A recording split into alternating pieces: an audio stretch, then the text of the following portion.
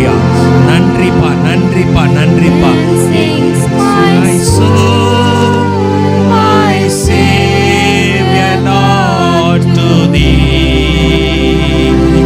I say the Lord, how great the Lord. Hallelujah. நன்றிப்பா, நன்றிப்பா. ஹalleluya. உம்மை வரவேற்கிறோம் அப்பா. அப்பா நீங்க வந்தா போதும் ஆண்டவரே. அப்பா ஸ்தோத்தரிக்கிறோம் அப்பா.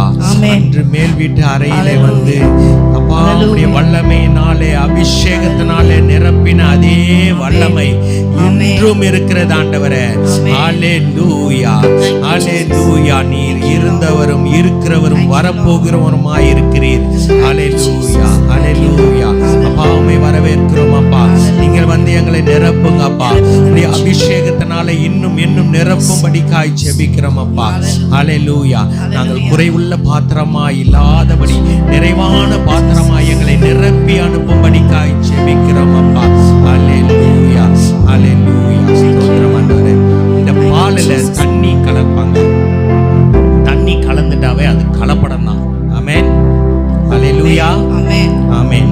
அதே போல தாமரை இலை மேல தண்ணி ஒட்டாது. ஆமென்.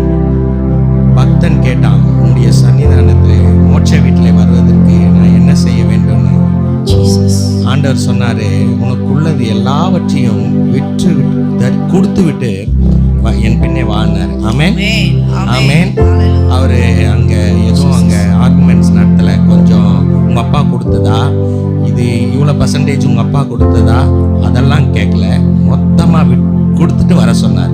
ஆமென், ஹalleluya. அதே போல நாமே நியாயம் தீர்த்து கொள்ள வேணாம். இது தப்பு இல்லை, இது ரைட்டு, இது கரெக்டு, இவ்வளோதான் அப்படின்னா ஆண்டவர் சமூகத்தில் வரும்போது பர்சன்டேஜ் போட்டால் அவர் உள்ளே வரமாட்டார்.